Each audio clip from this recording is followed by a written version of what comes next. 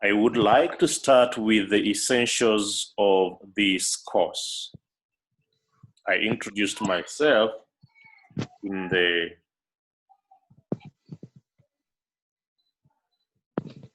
class, and I would like you to consider the section that relates to evaluation. If any of your colleagues express challenge on accessing this class, it's because our capacity is 100 persons. So there's a possibility some people will not be able to access. I'll be working on having it stream on YouTube in the next class so that people will attend it there. But for now, the 100 in the classroom will suffice. Please take note of this portion on evaluation. Because we do not have sit-in cards, we do several assignments. Some assignments are reading assignments, others will be quizzes. Of those assignments, some will be mandatory, others will be optional. It is this accumulation of assignments that then is calculated as a percentage of 30 marks, which is the coursework marks, before you do the final exam that contributes 70 marks. Now, those of you who did the first webinar, you did a mandatory assignment. Those of you who have done the quiz this morning have done the second mandatory assignment. This afternoon or this evening at 7 p.m., there will be an optional assignment. Optional in the sense that those who've done assignment 1 and assignment 2 don't have to do it, but they may do it. Okay? Those who did not do assignment 1 would do well to do this evening assignment. Okay? And this is how the calculation is usually done. We are assuming that a student gets 7 marks out of 10 in all the 10 assignments likely to be done. They're usually very simple assignments, just like you've seen this morning. If someone got 7 marks out of 10, it would mean they have 70 out of 100, which is done as a percentage of 30 to give us 21 marks. Now, when a student does any optional assignment, there will be up to 3, there may be 4 or 5 optional assignments, but if someone does up to 2 or 3, we do not change the denominator, which is 30. Okay? Which means that optional assignments have capacity to boost the cut mark. That's all there is about the optional assignments.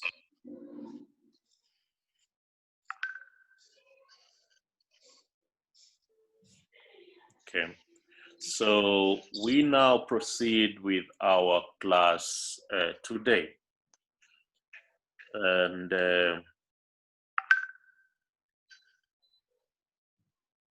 yeah, our initial class will be the Christian understanding of the human person.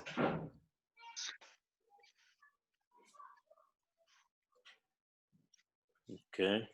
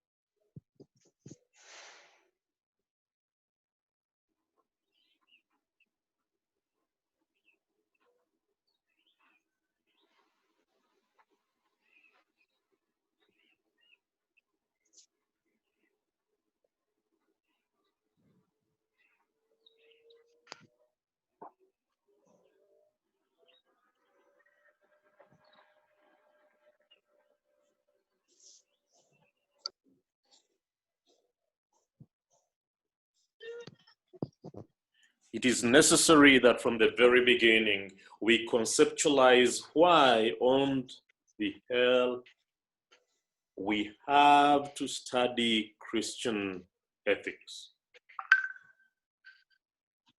Okay?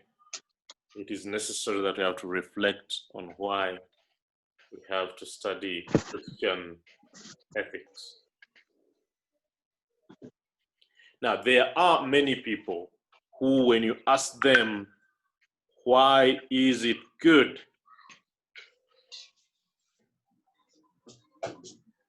Why do you say something is good? And they will tell you that, look here, item X is good because I like it. Okay? When someone says something is good, they are essentially saying they like it. So action X is good because I like action X. This is a subjectivist thinking. We call such people subjectivists. Okay? I like chips, I like beer, I like smoking. Therefore, smoking is good. So their measure of what is good is based on what they like or what they don't like. You would then ask someone else why action X is good, and when they say that action X is good, they actually mean that my society approves of that action. Okay? So you would then look at peer pressure, you would look at your colleagues, you look at the society in which you live, you look at your village mates, you look at your classmates, and they become the measure of what is good for you. Okay? And you realize that sometimes this kind of thinking can end up into law. Okay, society can approve of something that is objectively evil.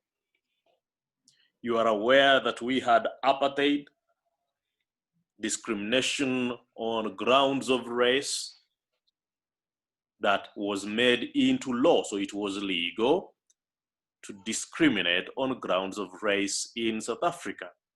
We also know at one point in time, society approved of slavery. We know there are many other things which society can approve of, yet they are objectively evil. This kind of thinking that says something is good or an action is good based on what my society or my peers say is called cultural relativism. Okay, so the first was the era of subjectivism. Okay, it would be an error in ethical reasoning, an error in moral thought.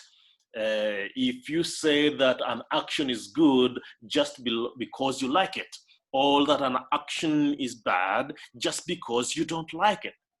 It would also be an error with E-R-R-O-R, it would also be an error in ethical reasoning if you only said that, look here, this action is good because, look here, my peers think it is good.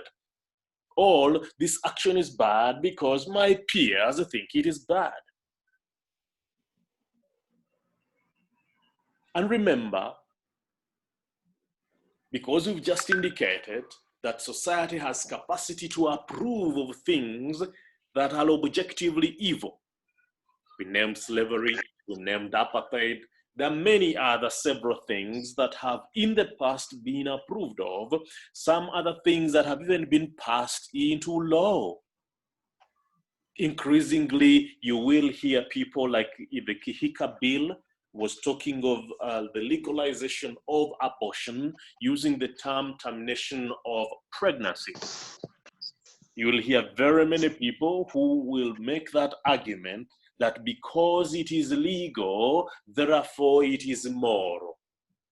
Okay, a number of health practitioners are being forced to do abortions, all encouraged to do abortions, because the reasoning is, look here, once the law makes it legal, therefore it becomes moral in that mindset.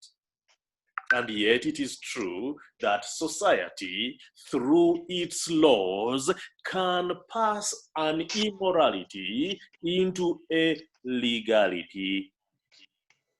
So the subjectivist argument and the culturally relativist argument fails to be a measure of what is good and what is evil.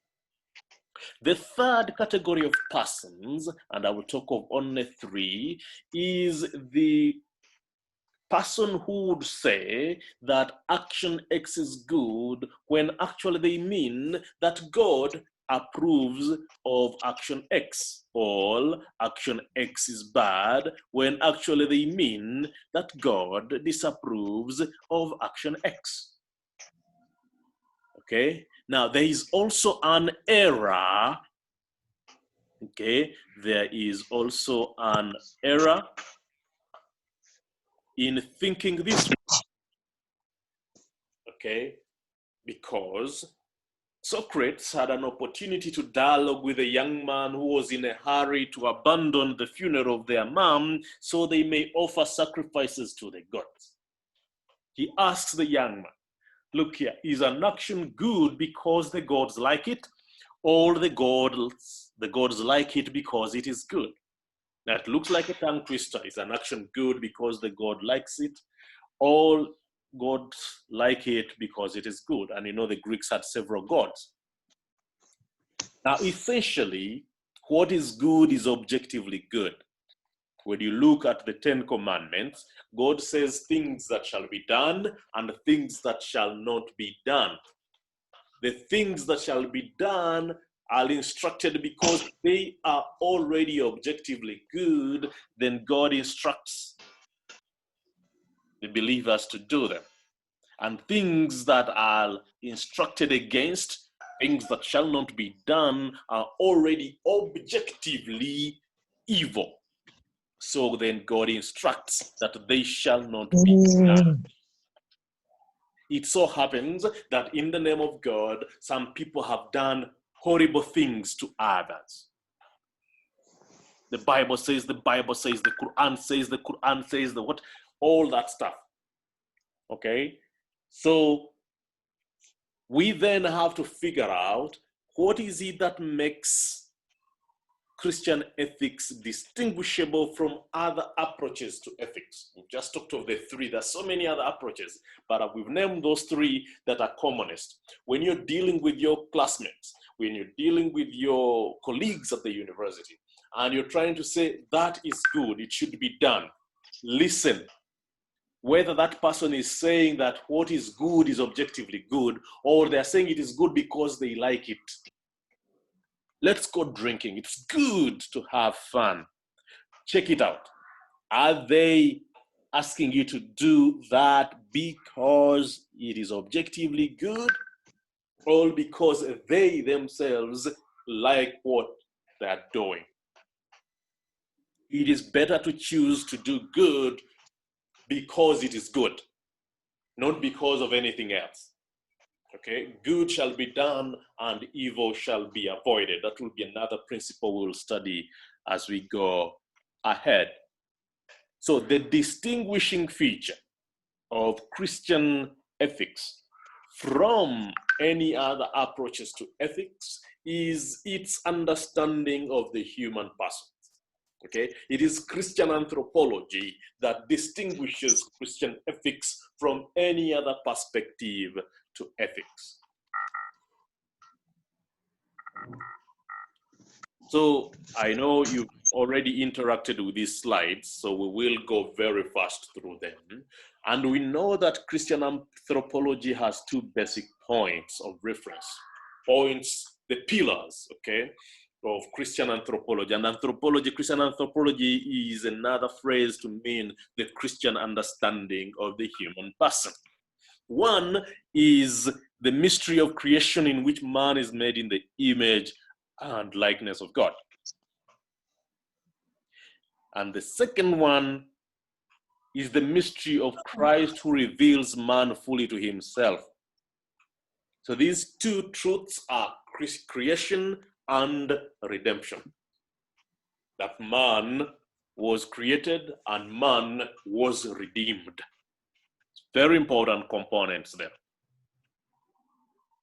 That Christian anthropology is what distinguishes Christian ethics from any other approaches to ethics, to any other approaches to the science of what is right and wrong, and to the science of what is good and evil.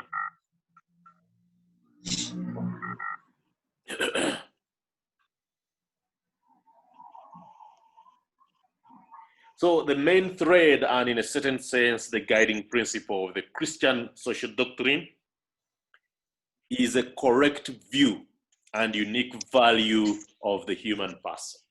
Okay?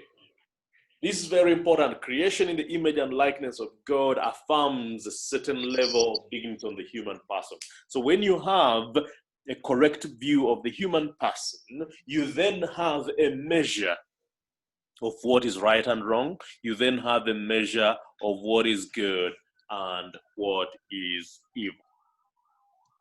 Christian anthropology, for instance, goes beyond mere philosophical reflection, and it will focus on the relationship between God and humanity. Okay, and this is mainly because the Christian perspective sees a creature by God and for God. This is the reason why the Christian understanding of the human person would be limited if it relied on the secular sciences alone.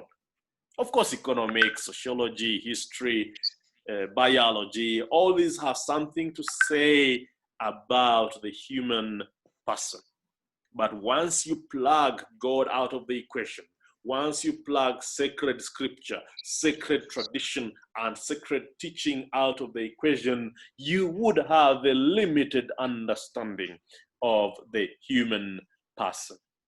Those of you familiar with the communist era, which dismissed religion as the opium of the people and made sure people have no recourse to faith, realize the extent to which that entire system ended up dehumanizing the human person. Once you plug God out of the equation, chances of dehumanizing the human person become easy to see.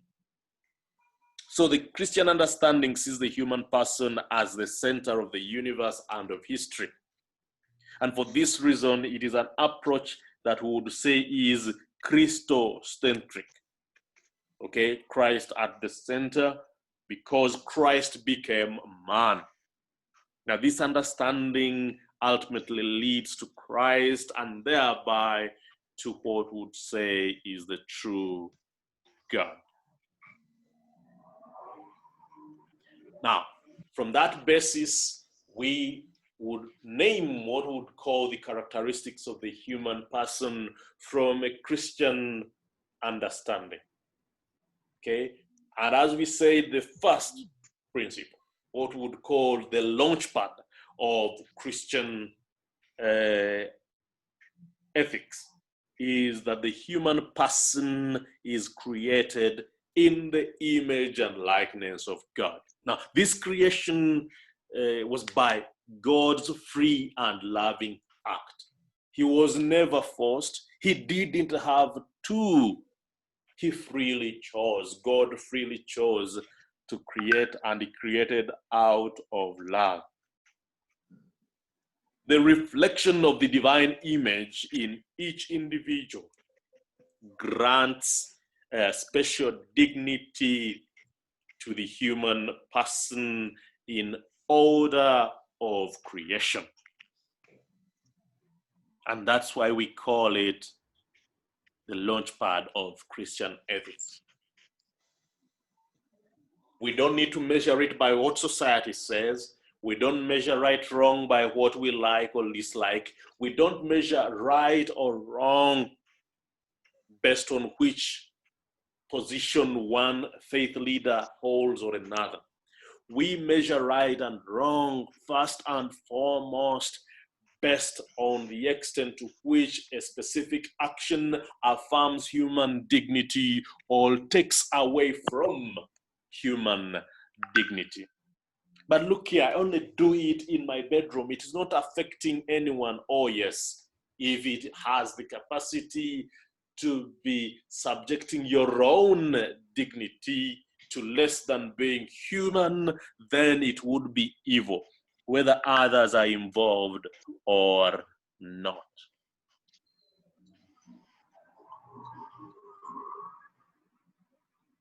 So the human person is not a commodity to be manipulated. Neither should social and economic forces be able to determine whether human beings are disposable or not. The second characteristic is that each human person has a destiny of life everlasting in God. Now, the Catholics on the platform are aware that during their catechism classes, they used to be asked, who created you? God. Why? To know him, love him, serve him, and live with him eternally. So the idea of life beyond this life is largely a Christian idea, that total rest is in the Creator. We come from God and return to God. He created us freely and out of love to live on this earth, to dominate the earth, to develop the earth, but that we would ultimately return to him as Creator. Okay, so if the ultimate end of each man be eternal life, then the political, social, or economic achievements cannot be the entire focus of human activities. You know, we have people who live as though everything ends here. There are quite a number of people who live as though there is no life after death. Okay, and you will hear it, those of you on campus, a number of your colleagues using the phrase, I don't know, YOLO, you live only once. So they will go and binge, they will go and waste themselves, they do all sorts of things, okay, as if their material body is all there is. Okay, as if gratification of the senses of the tongue and gratification of the lower appetites are all there is for them to gratify. Okay, now this characteristic of the human person is usually forgotten. The fact that we are spiritual beings in addition to being material beings. We have matter, flesh on our hands and our bodies, but we are also spiritual beings and we have spiritual yearnings. It is an essential characteristic that the human person, because we come from a spiritual being who is God and creates us freely out of love, and that we return to God. We don't return to God with our bodies. It is our spirits, our souls that return to God. Therefore, this component of the spiritual and immortal soul destines the human person for eternal life. We ought to care for it. Okay, so it is essential. So anything that undermines the spiritual and immortal soul would be measured as unethical, would be measured as immoral. It would, because it would be taking away from the human person that which undermines the spirituality of the human person, that which undermines the soul and the spiritual disposition of the human person would be taken away from the human person, and therefore it would be condemned. But anything that affirms, that adds to, that improves the spirituality of the human person, that provides a process for growth in the soul, that would be considered good for the human person. The other characteristic is that the human person is flowed naturally, okay, by original sin, and is actually inclined to evil and error. And we need to take note of this. The mystery of sin is real. Sin exists. Very few people talk about the question of sin these days. But yes, sin exists. People sin. We sin. We sin. We are susceptible to sin as human persons. And that sin disfigures men and women. What does it disfigure? It disfigures relationships between men and men, women and women, men and women. It disfigures the world. It disfigures the relationships of people to the world. It disfigures the relationships of individuals to God. And we know that sin is present in human history. We cannot ignore it. When we do, we'll be walking a futile path. And for sure, without the knowledge that is derived from revelation, we cannot recognize sin clearly. And we may be tempted to explain it merely as a developmental flaw. Now, a psychological weakness, a mistake, or a necessary consequence of an inadequate social structure. Okay? Someone is involved in evil practices, but we say, no, they are just psychologically sick. We just blame it on a psychological weakness, or we just say, well, look here, it is the social structure, it is society that is causing them to sin. Don't blame them. Don't hold them to account for their sin. It is society. Okay? Now, Revelation shows that humanity is redeemed by the sacrifice of Christ. Yet, human nature remains flawed. Human nature remains wounded in the natural powers proper to it, subject to ignorance, suffering, and the dominion of death, and is inclined to sin. Okay, now we have to be very careful. Some people argue that, look here, we are naturally evil. Others would say, no, we are naturally good. So, say, look here, people are born good and clean. It is society that taints them, that stains them. Others will say, no, human beings are born evil, and they need society and rules to tame them.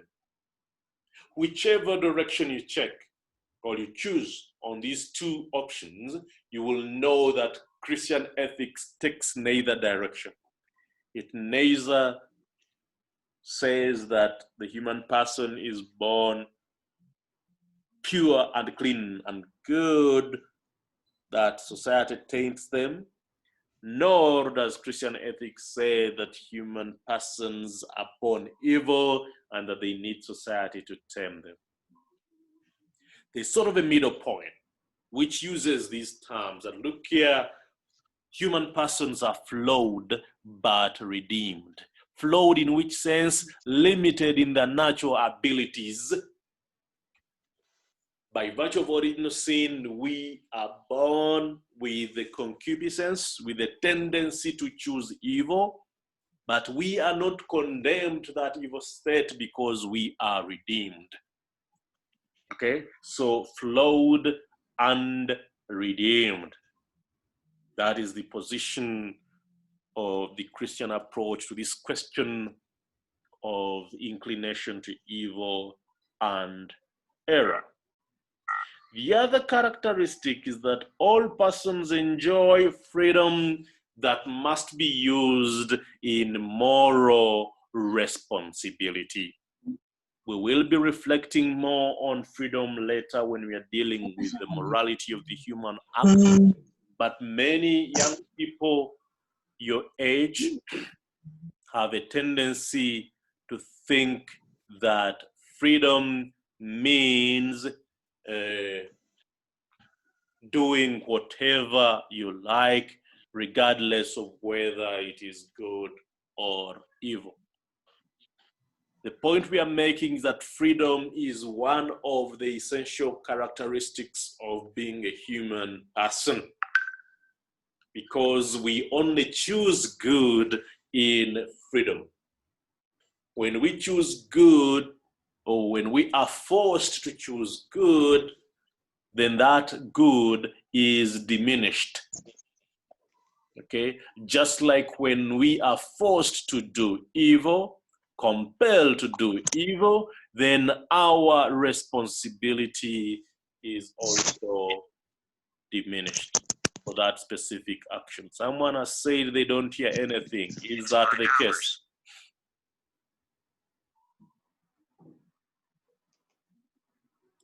Tracy Omondi, do you hear me?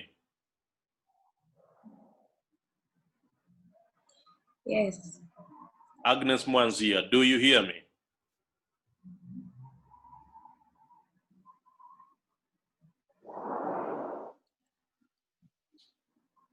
Mark, do you hear me? Yes, I do. All right. So whoever has a challenge of hearing me, please check on the settings on your gadget. All right. So yes, we are done with the freedom question. We then reflect on this essential characteristic of the human person. And we are saying that the human person is by nature social and is united to the entire human family. Okay?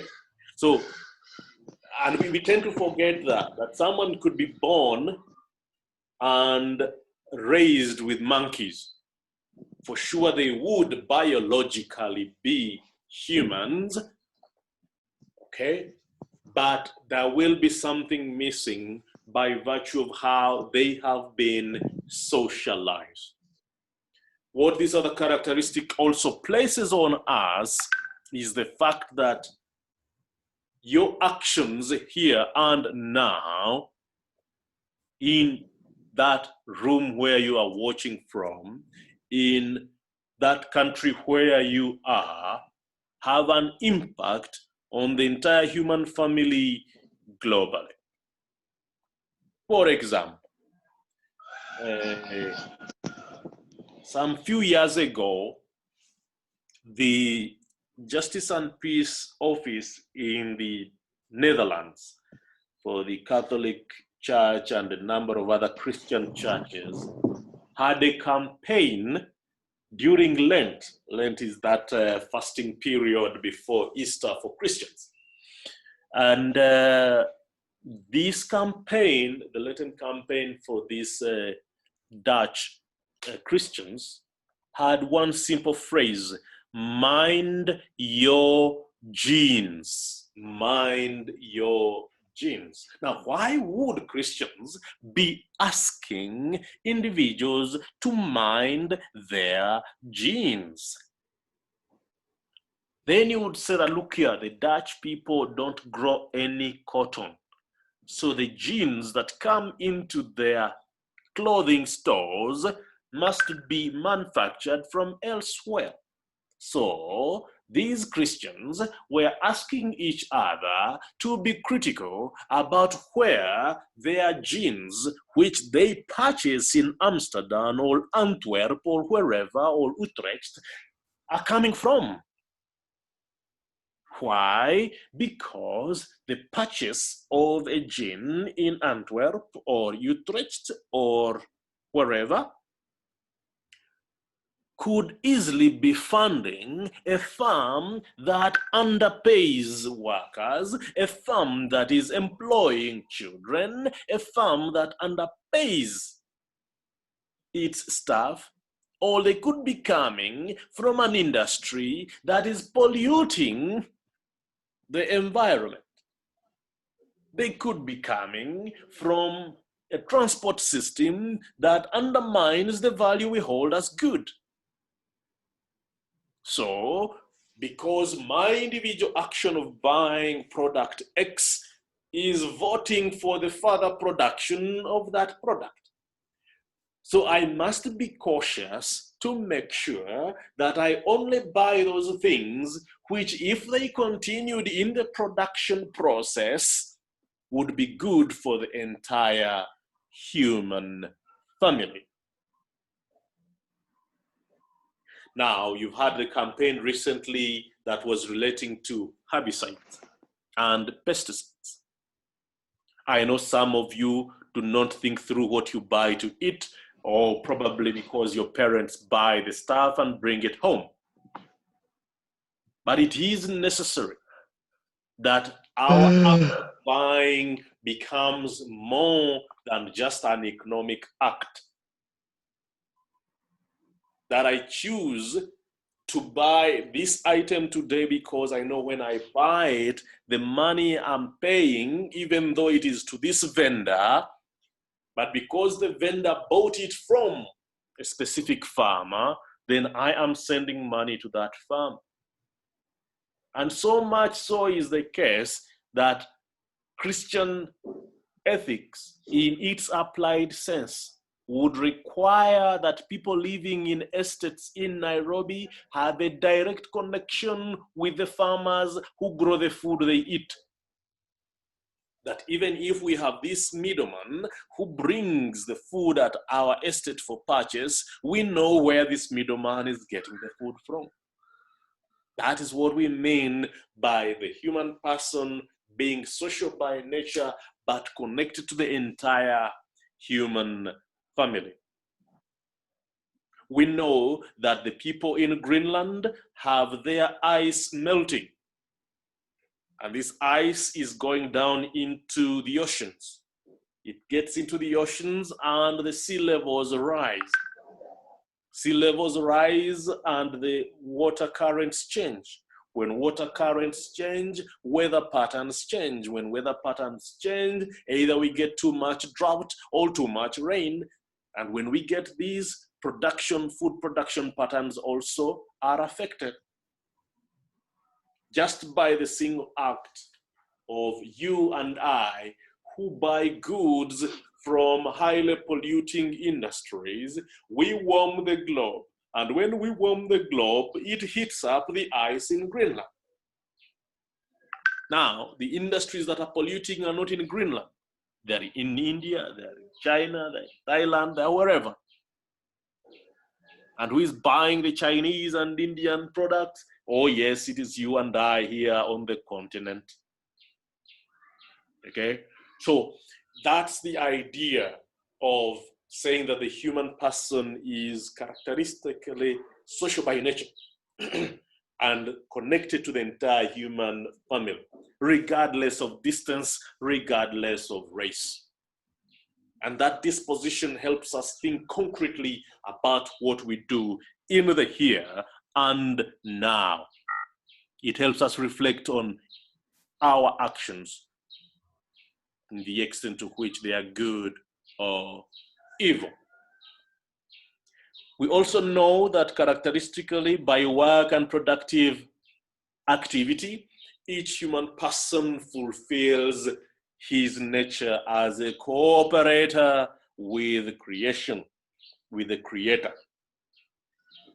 Okay, so the call to cooperate in the extension of the work of creation provides the inclination to work and productive activity. Now, those of you on this call who are not employed yet, your work is school work.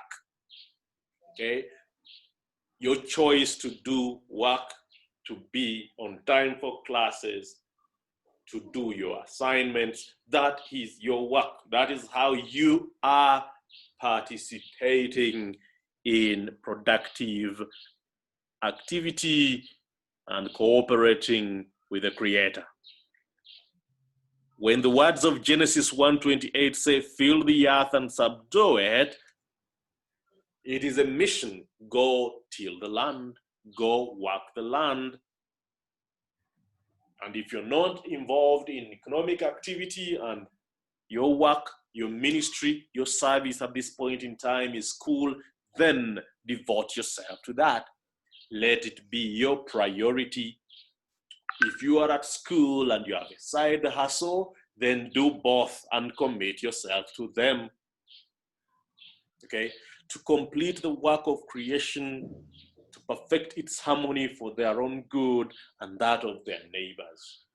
Our generation, yours and mine, is increasingly developing a lazy mode. Okay? A lazy mode in the sense that you don't need to work hard, you just have to work smart. If you can play with a few buttons on your phone or your laptop and rake in lots of money, do it. You don't need to work for it. That's how our generation thinks. You've seen the young people connected to JKUAT that have been arraigned in court for hacking bank accounts. They see this technology is very good and it is a product of work. People have invested in working and building good systems. But you cannot build these systems and then use them for evil. Okay, so young people who spend time doing whatever they can to avoid a good day's work, but expect to be fed, expect that their rent be paid for. Okay, your parents would expect that if they're paying for your accommodation in the hostels or housing you and feeding you, then you ought to be taking your ministry, your current service of being a school goer seriously. Okay, because that is the time you have received to do what you have to do at that point in time. So laziness, sleaze is evil. It is sin to avoid work. Sloth, sloth is a sin in itself. Okay, so it is this characteristic of the human person that work is typically a human thing. Okay, work is typically a human thing. Of course, oxen or donkeys would carry stuff and someone would say it is some sort of work, but essentially work is a human thing. Okay, the oxen and donkeys are only helping ease the work of the human person. We cannot say animals work because work is essentially a human thing. It is one of the things that makes us human. Okay, so if you're not involved in any kind of work and all you're waiting for is to be fed and housed, check it out.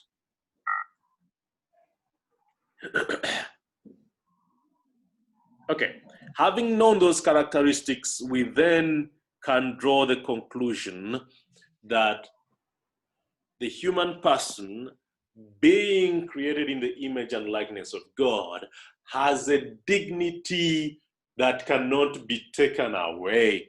It is intrinsic just by creation in the image and likeness of God. And we will measure an action as good or evil based on the extent to which it adds to or edifies human dignity or takes away from or undermines human dignity. So society then has to be organized around the benefit of the human person. We even define society as an organic association that is crafted to benefit the human person. Therefore, the moral foundation of society is in the natural law, since it is expressed or an expression of divine will. And that this natural law is inscribed on the human heart, expressing the morals that govern creation. Deep down in your heart, you know what is good, you know what is evil, especially if your conscience has been formed, if you've had an opportunity to be raised and told what is good and what is evil. So the fundamental end of society has to be social justice, the distribution of advantages and disadvantages in society. And society should therefore be ordered for the common good.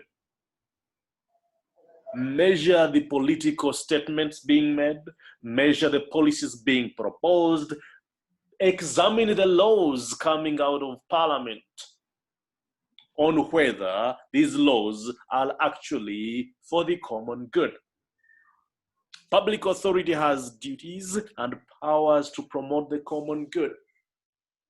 So already we have the BBI ongoing, and as you heard Bishop Oginde indicate that the faith sector would actually read the document, raise its concerns, and seek dialogue over those concerns. That the faith community would then support the BBI based on the extent to which it has included the concerns of the faith community, or it would oppose based on the omission of these concerns.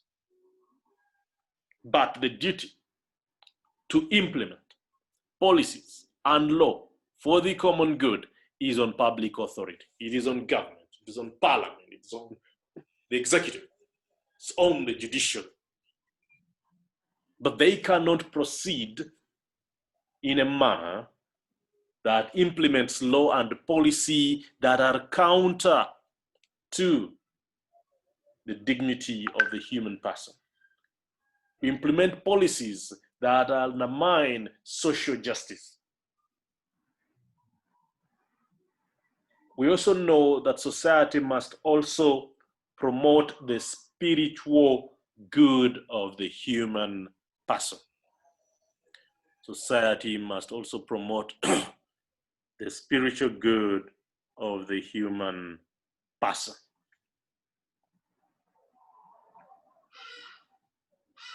You know, it happens that there's a possibility that increasingly you'd hear policy decisions that discard the relevance of religion in society. Okay? Meaning, those church things, those things of mosques, you know. That attitude, the secular attitude, is penetrating society. The United Nations system, a number of international agencies increasingly are looking at religion as a barrier to their agenda sometimes. And yet, especially the UN, I could talk about it, was founded on very moral principles. The founding Dag Hammarskjöld, the founding Secretary General, Eleanor Roosevelt, all these fellows who pulled together to craft the Universal Declaration of Human Rights and all these starting documents of the UN. Oh yes, they were people driven by spiritual values, religious beliefs, interested in being as inclusive as possible to the human race. But increasingly now, the UN and some agencies in the UN are becoming secular, and when they are accompanied by diplomats and government officials or heads of state who don't care what happens on the secular front, it is possible that global policy can be destructive to the common good. Global policy can very easily undermine the good of the human person. And progressively, we get concrete abuses to the dignity of the human person when society is organized in less than moral paradigm. Okay. So human life must be protected by society, and so society must strengthen and protect the family. Okay. Now we have constitutional provisions that protect the right to life, constitutional provisions that protect family. On the contrary, yet we have practices in hospitals, we have practices in policy that don't affirm the protection of life and family. All right. So it takes preparation in this mindset of Christian ethics for you to be able to critically look at what is going on around us. being able to read through these policies. Those of you who attended the UNESCO Exposed webinar would be able to see how some of these things are happening. And those of you who will attend the one on SDGs this evening, again, will get a few insights on how a global agenda could be hijacked. Contains very good things, but a few of them would be used to undermine human dignity, to undermine life, to undermine family, and ultimately undermine the common good. Now, the material goods of the world are entrusted to humanity for the benefit of all, especially the poor. We live in an acquisitive world.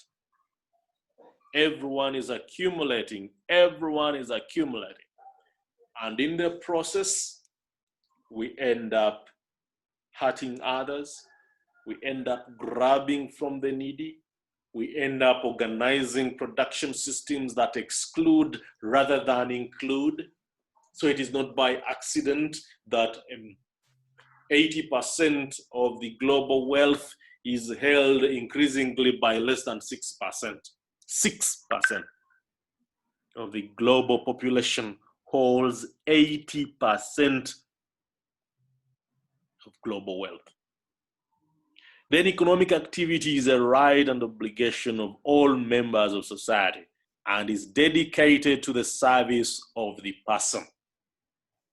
If you have an economic enterprise, you are establishing industry, establishing a factory and all that, and the business you're doing is not improving the lives of the people involved and those around you, then it's not worth it. If it is only bringing you money, but is not improving the lives of those involved, there are possibilities that you are involved in an evil venture. These days, there is increasing talk of the social economy, okay? Social enterprise, doing business in a manner that thinks not only about profit, but on the financial bottom line, on the environmental bottom line, the social benefits of the business you choose to do. And finally, that society and all citizens have an obligation to participate and seek the preservation of peace. Now, these are the implications of understanding the human person in Christian paradigms. Okay?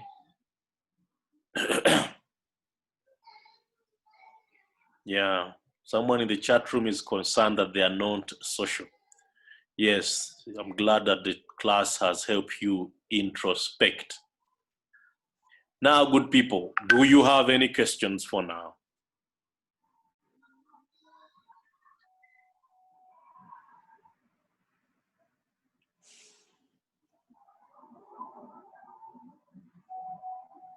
Do we have any questions?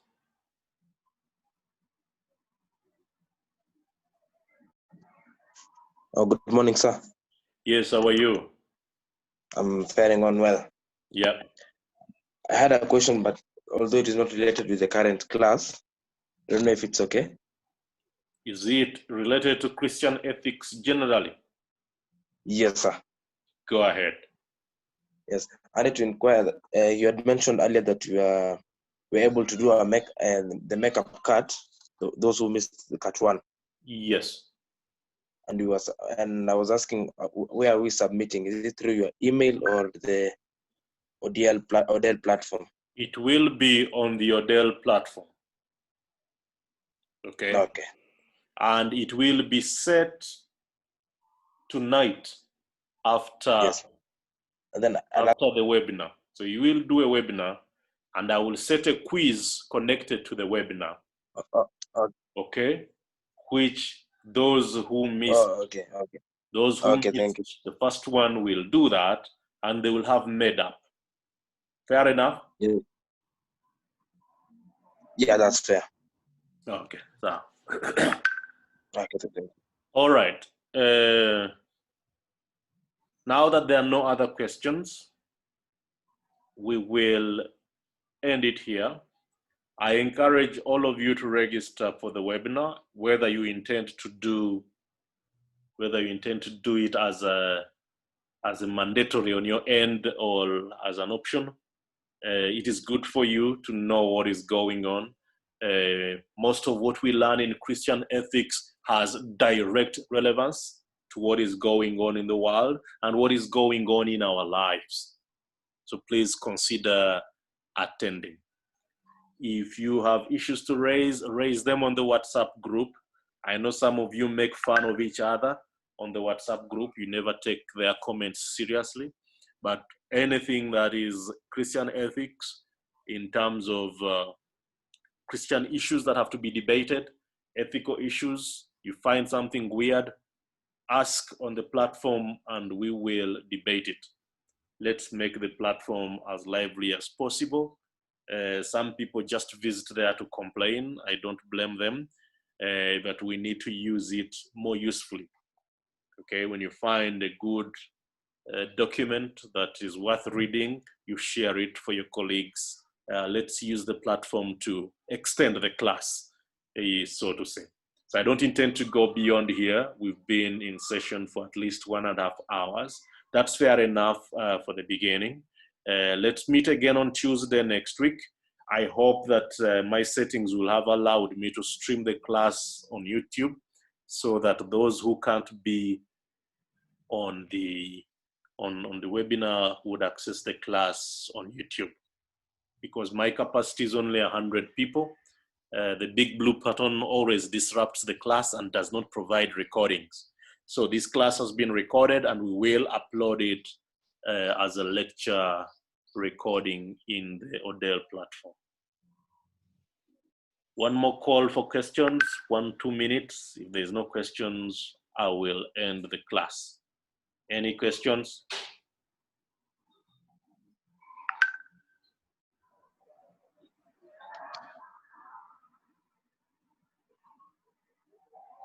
Dennis Munene, kuna swali?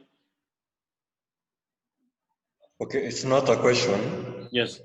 But yeah, I was late to join this class, and I'm not even in the WhatsApp group. Now, is there anyone who can add me? How come? How did you get the link? So I was late to join the order. The invitation code was sent to me last week. You used the invitation code for last week? No, the activation code of my order platform. Yes. Was sent to me last week. My question, Bwana Munene, how have you received the link to this Zoom class? Via Odell. Aha. So if you are on Odell, you will also Yes. find a link to the group. Okay, fine. Okay. You'll also find a link to the group. Yeah, thanks. Yeah. Or you send your phone number to one of your colleagues so we can add you to the group. If you know any of your colleagues who's already on the group, share your number so we get you added. Okay? Fine. Yeah. All right, so let's meet next Tuesday, good people. Interact with the material that is on the platform. Don't wait for notes, you will not get them. Okay, we have slides, we have video clips, we have PDF documents for each class. There is no specific set of notes that you will go read and cram. Pole sana, you'll have a problem. Okay? So let's meet next week. We will end this class here.